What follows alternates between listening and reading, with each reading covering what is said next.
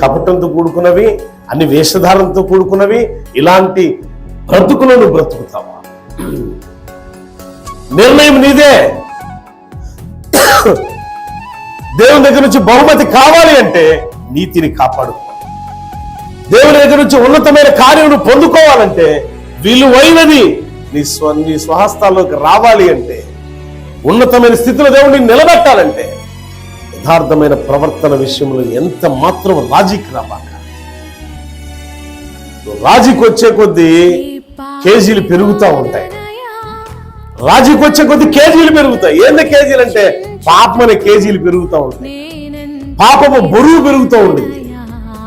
ప్రతిదాంట్లో ఈ ఒక్కరోజుకి వెళ్ళకపోతే ఏం కాదు, నడు నెప్పుకుందిగా, కాళ్ళు నెప్పుకుందిగా, కంటి నెప్పుకుందిగా అన్నావు అనుకో, ఆ ఒక్కరోజు ఇంకో కేజీ పెరిగింది పాపం.